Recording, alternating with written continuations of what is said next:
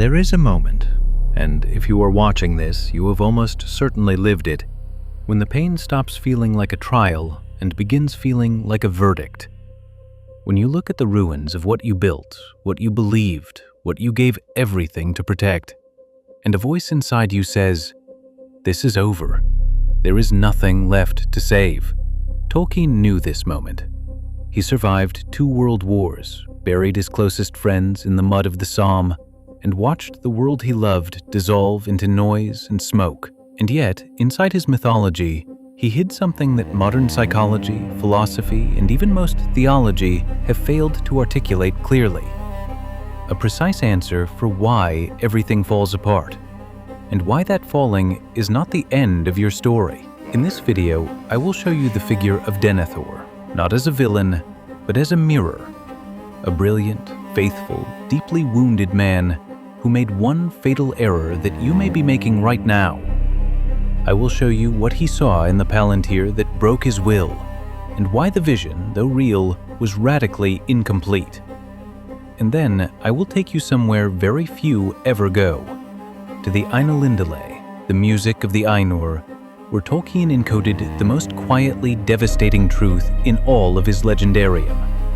The truth that the discord you are living through was never outside the plan. It was always inside the symphony. If something in you is close to going out, stay. What you are about to hear was written for this exact moment. The weight of the steward, when good men break. Let us begin with the truth that no one around you is willing to say aloud. There is nothing weak about reaching the point of collapse. There is nothing shameful about standing in the wreckage of a life that was supposed to work, a relationship that was supposed to last, a plan that was supposed to succeed, a faith that was supposed to hold, and feeling the ground give way beneath your feet. The world will tell you to be strong. The world will hand you motivational phrases and morning routines and breathing exercises as though the problem were merely a lack of discipline. But what you are carrying is not a productivity problem. It is a wound so deep that even the people who love you cannot see where it bleeds. Tolkien understood this with a precision that still astonishes me. He did not create Denethor to be a monster. He created him to be a warning. Denethor, steward of Gondor, was by every measure a great man. He was learned, loyal, strategic, and utterly devoted to the protection of his people. He had served Gondor faithfully for decades. He had sacrificed his comfort, his peace, and ultimately his eldest son upon the altar of a war that showed no signs of ending. When we first encounter him in The Return of the King, we are not meeting a villain. We are meeting a man who has been carrying an impossible weight for too long, in too much silence, with too little hope. And that, precisely that, is why he is your mirror today. Because the enemy does not come for careless men. He does not send his deepest weapons against those who have already surrendered. The shadow reserves its most sophisticated assault for those who have fought the longest, loved the hardest, and held the line when everyone else retreated. If you are at the edge of breaking, understand what that means. You have been at the front. You have been fighting battles that others around you do not even know are taking place. Your exhaustion is not a sign of failure. It is a medal you have been wearing on the inside when no one can see it. Tolkien wrote in one of his letters that the most dangerous moment in any man's life is not the hour of his greatest temptation, but the hour when his strength has run its natural course and the silence that follows feels indistinguishable from defeat. It is in that silence that the Palantír speaks loudest. But before we look into the stone, before we understand what Denethor saw and why it destroyed him, we must first understand the particular anatomy of despair. Because despair is not merely sadness. It is not merely grief. It is something far more precise, far more surgical, and far more dangerous. Tolkien named it with extraordinary clarity, and if you have ever felt it, you will recognize it the moment I describe it. Despair is the moment when you stop believing that the story can turn. Not the moment when you are in pain, not the moment when you are afraid. Those are natural responses to a world under shadow. Despair is the moment when you look at your pain and your fear and you say, "This is permanent. This is final. The ending has already been written, and it is not a good one. That is the precise spiritual poison that Tolkien placed inside Denethor. And that is the poison that, if left unnamed, will do to your life exactly what it did to the Steward of Gondor. It will lead you to burn what you were destined to protect with your own hands in the name of mercy. We will return to Denethor's fire. But first, we must understand the instrument that delivered his defeat, because it is almost certainly in your pocket right now, and it is almost certainly showing you a version of your life that is as distorted as anything Sauron ever projected into the stones of the Anarion. The Palantír of Despair. Why your vision of the situation is broken. Denethor possessed a Palantír. This is the detail that most casual readers of Tolkien overlook, and it is the detail that changes everything about how we understand his fall. For those who require the full picture, the Palantíri were 7 seeing stones, crafted in the Elder Days by the Noldor of Valinor, capable of showing distant places and events in real time. In principle, they were instruments of governance and wisdom, a way for the great lords of men and elves to communicate across vast distances without the corruption of messengers and rumor. In principle, they were tools of light. But Sauron had taken possession of the Master Stone, and anyone who gazed into a lesser Palantír, unless they possessed a will of extraordinary strength, would find their vision subtly, systematically shaped by what the Dark Lord chose to show them. This is the mechanism of Denethor's destruction, and it is one of the most sophisticated psychological portraits in all of Tolkien's legendarium. Sauron did not lie to Denethor. He did not show him false images. He showed him true things, the movements of armies, the fall of allies, the gathering of darkness at every border, but he showed them selectively. He showed Denethor every true thing that would produce despair, and withheld every true thing that would produce hope. The vision was accurate. The vision was also a weapon. Read that again, because it is the key to understanding your own crisis. The enemy does not need to lie to you. He simply needs to curate what you see. How many hours have you spent gazing into your own version of the Palantír? The screen in your hand, the spiral of your thoughts at 3 in the morning, the relentless internal audit of everything that has gone wrong, is going wrong, and will likely go wrong, and believing with absolute conviction that what you are seeing is the full picture. The enemy is extraordinarily patient. He does not need to falsify your reality. He needs only to ensure that you see every piece of evidence for hopelessness and none of the evidence for grace. Denethor saw Frodo captured. He saw the ring-bearer fallen, the quest failed, the ring lost to the enemy. And what he saw was real. Frodo was captured. The mission had gone catastrophically wrong at the moment Denethor gazed into the stone. But what Denethor could not see, what the Palantír did not show him, was Sam. The loyal, stubborn, gloriously ordinary Sam Gamgee, who had not abandoned his master, who was even then carrying Frodo's body, who would walk into the heart of Mordor on the strength of nothing but love and refusal. Your Palantír is not showing you the Sam in your story. It is not showing you the small thread of grace that is still intact in the places you have stopped looking. It is not showing you the consequence of the one phone call you have not yet made, the one door you have not yet knocked upon, the one morning you will wake and find that something, inexplicably, has shifted. The enemy knows that if he can control the frame of your vision, if he can convince you that what you see is everything there is to see, he is won without ever needing to strike a direct blow. This is why Tolkien gave Denethor not a sword wound, but a stone. The most dangerous battlefield is not the one outside your walls. It is the one behind your eyes. Gandalf understood this. When he arrived in Minas Tirith and looked upon Denethor, he did not grieve for a coward. He grieved for a man of great gifts who had been defeated by superior intelligence without ever knowing the nature of the contest. In a letter written to his son Christopher in 1944, Tolkien confessed that the figure he most feared in his own life was not the enemy of brute force, but the voice of rational despair. The argument that is, in every particular, correct, and yet misses the one fact that renders all its conclusions false. The one fact Denethor missed was this: the story was not over. And the story is not over for you either. But to understand why the collapse you are living through is not the ending, but a passage, we must go somewhere no Palantír can reach. We must go to the place before the world was made, to the moment when the first discord was struck, and hear what Ainulindalë said in response, because what he said changes everything about how you are permitted to interpret your pain. The music of the Ainur.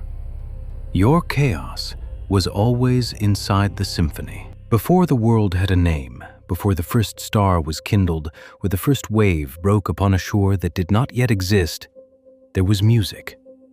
This is how Tolkien began the Silmarillion, not with a battle, not with a birth, not with a king or a prophecy, but with a song. Ainulindalë, the One, the Creator, gathered the great spirits he had made, the Ainur, and he gave them themes of music, and they sang before him. And the music they made was the foundation of all that would ever be. Every mountain, every river, every sorrow, every joy that would unfold across the ages of the world, it was all woven first into that primordial song. And then Melkor, the greatest of the Ainur, the most powerful and most gifted of all the spirits Eru had made, began to weave his own themes into the music, themes of his own devising, themes of pride and dominion, and the desire to create for himself alone, not in harmony with the others, but over them. And where Melkor's discord entered the music, it spread. Other voices faltered. The beauty became turbulent, and the song around the throne of Eru grew troubled and loud and full of conflict. The lesser Ainur, the ones who loved the original theme, grew afraid. They believed, as you perhaps believe right now, that the discord had ruined everything, that the beautiful thing had been permanently corrupted, that there was no recovering the original design. And then Eru smiled. He raised his hand and he began a second theme, and it was not a repair of the first. It was not a correction that smoothed over the damage Melkor had caused. It was something deeper, something richer, something that could not have existed without the discord that had broken the first song apart. The dissonance that Melkor introduced did not merely fail to destroy the music. It became, without Melkor's knowledge or consent, the very element that gave the final symphony its most profound beauty. Tolkien wrote, "No theme may be played that hath not its uttermost source in me, nor can any alter the music in my despite.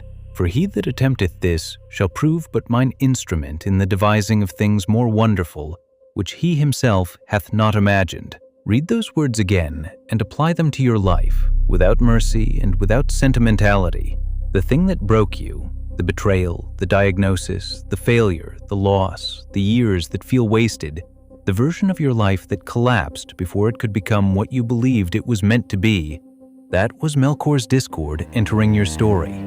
And it was real, it was violent, it was not what you asked for and not what you deserved. I will not insult your pain by telling you it was a blessing in disguise, because that is the language of people who have not yet sat inside the wreckage long enough to smell what it smells like. But here is what Tolkien is telling you, with the full weight of his legendarium behind every word.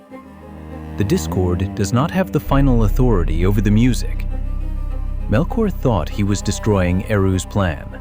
He was, without knowing it, enriching it with dimensions of sorrow and endurance and unexpected grace that the original theme, in its untested beauty, could never have contained. The suffering was not part of Plan A, but it became, through the sovereign creativity of the composer, the most extraordinary part of Plan B. And Plan B, as Tolkien shows us, is always more astonishing than Plan A would have been. This is the truth that Denethor never heard. Consumed by his Palantír, locked in the tower of his own deductions, he never sat still long enough to hear the second theme beginning beneath the noise of his despair. He mistook the loudness of the discord for the end of the music. He did not know that the composer was already weaving something new from the ruin. But you are not Denethor. You are watching this video, which means something in you has not yet surrendered entirely to the voice in the stone. Something in you is still listening for the second theme. And that something, that small, stubborn, unreasonable refusal to fully accept the verdict of your worst moments, is not weakness. It is the flame of Ainur. It is the secret fire that the shadow can obscure but cannot extinguish. Now that you understand the cosmology, now that you know your chaos is not outside the symphony, we must face the most practical question of all. What do you actually do? What does it look like in the hours and days of a life that is genuinely falling apart to choose the Ainulindalë over the Palantír? There are 5 specific shifts, 5 precise points where the trajectory of Denethor and the trajectory of the Flame-Bearer diverge, and I am going to give them to you now. The 5 divergences, where your path separates from Denethor's. Denethor was not destroyed in a single moment. He was destroyed across a series of small decisions, each one reasonable in isolation, each one pulling him 1 degree further from the light, until the direction of his fall had become irreversible.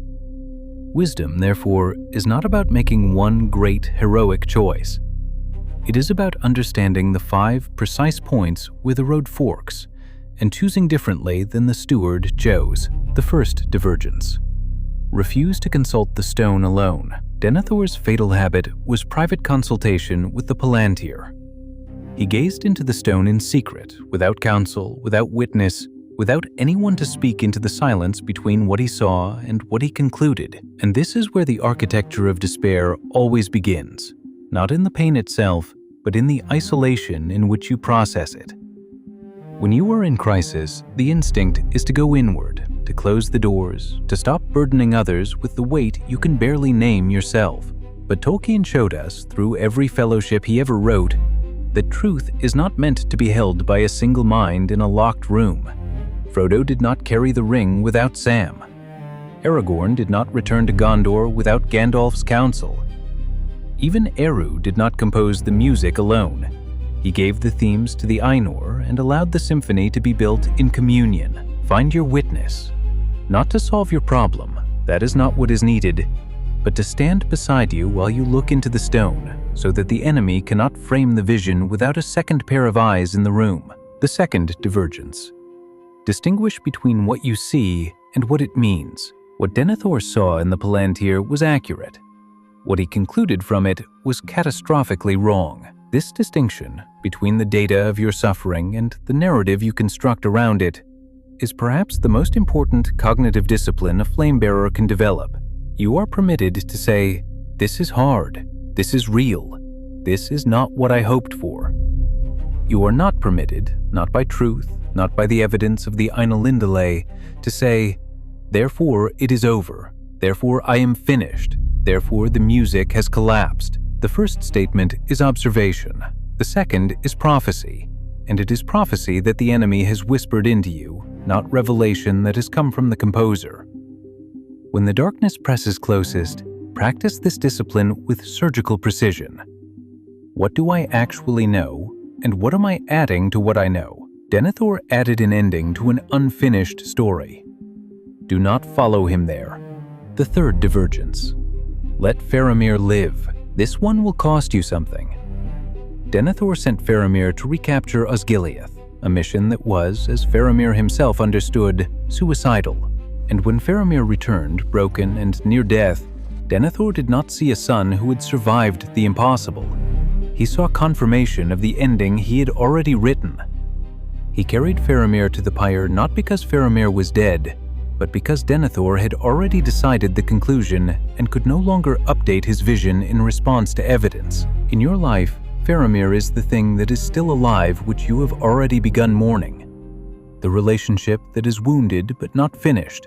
The calling that has been delayed but not cancelled.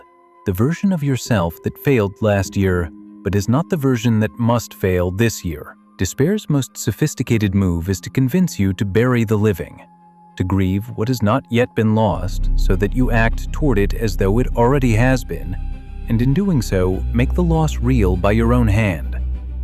Let Faramir live. Refuse the pyre. The fourth divergence.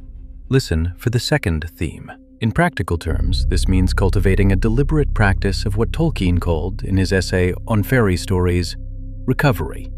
The act of seeing the world freshly, as though for the first time, after it has been dulled by familiarity and grief. When Melkor's discord is loudest in your life, the second theme is not absent. It is quieter, and you must become quieter to hear it. This is the spiritual discipline behind the vigil, behind those early morning hours when the noise of the day has not yet begun and the soul is most permeable to what is real and permanent rather than what is urgent and temporary. In those hours, ask not for the pain to be removed, but for the ears to hear what is being composed from within it. The answer will not come as a thunderclap. It will come as a single note, barely audible, that nonetheless changes the key of everything you thought you understood. The fifth divergence. Never mistake the steward's role for the king's. Denethor was the steward of Gondor, not the king. His role was to hold the kingdom in trust until the king returned. And the tragedy is that when Aragorn finally came, Denethor could not receive him.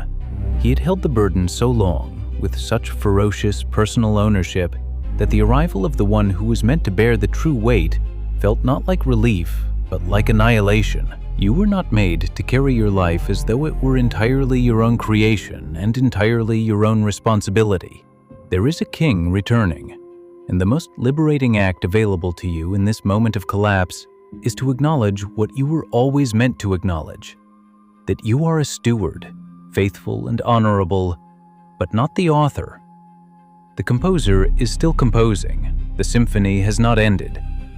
Your part in it is essential, but it is a part, not the whole, and you were never required to sustain the music alone. These 5 divergences are not abstract philosophy. They are the architecture of survival. But survival, as Tolkien always reminds us, is only the beginning. The eucatastrophe, the turn that Denethor did not wait for. Tolkien coined the word eucatastrophe in 1944 in his essay on fairy stories, and it is one of the most quietly radical ideas in the entire history of literary theory. He defined it as the sudden, joyous turn, the moment in the story when everything is converged toward catastrophe, when all rational analysis points to defeat, when the darkness is not metaphorical but absolute and pressing and real, and then something shifts. Not through the hero's strength, not through a plan that succeeded, but through an unexpected grace that no one could have engineered, that arrives from outside the logic of the narrative, and that transforms the ending not by removing the suffering that preceded it, but by revealing what the suffering was always building toward. The eucatastrophe of The Lord of the Rings does not erase the horror of what came before it. Frodo's finger was still bitten off on the slopes of Mount Doom. The years of wandering were still years of wandering. The deaths at Helm's Deep were still deaths. The eucatastrophe does not retroactively cancel the pain. It reveals, in a single, blinding moment, that the pain was not wasted, that it was, in ways that could not be seen from inside it, necessary. Denethor did not wait for the eucatastrophe. He made his choice in the chapter before it arrived. And this is the most devastating detail of his story, and the one I most need you to hold carefully. He was wrong by hours. Faramir survived. The eagles came. The ring was destroyed. Gondor was saved. Everything that Denethor had concluded was permanently lost was, in the span of a single day, restored beyond his most extravagant hopes. He stepped into the fire in the penultimate chapter of a story whose final chapter contained his complete vindication. I do not know what chapter of your story you are in right now. I do not know whether you are in the chapter of Faramir's return from Osgiliath, broken and near death, or the chapter of Denethor climbing the pyre, or the chapter of the eagles appearing on the horizon. What I know, what Tolkien's entire legendarium is structured to demonstrate, is that you cannot know. And because you cannot know, the single most rational act available to you is not despair. It is endurance.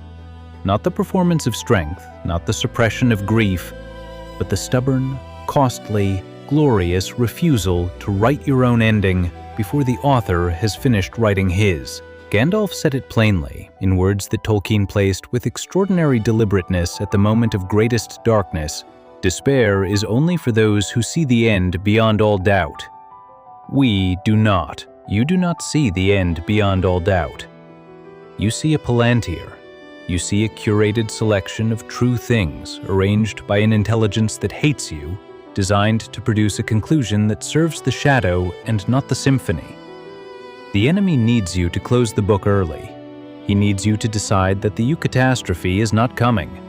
Because the moment you decide that, you become your own Denethor, and the fire you light will consume the very thing you were placed here to protect.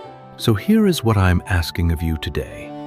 Not faith as a feeling, not hope as an emotion. I am asking for something far more specific and far more achievable. One more chapter. Stay for one more chapter. Hold the gate for one more watch. Lay Faramir down and step back from the flame for one more day.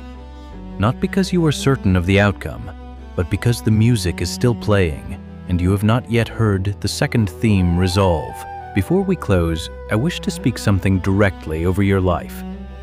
May the composer of the Ainulindalë, who wove beauty from the first discord and will weave beauty from every discord that follows, place his hand upon the part of your story that feels most broken. May you be given the ears to hear the second theme beneath the noise of your present season. May the Palantír that has been curating your despair lose its hold over the architecture of your vision.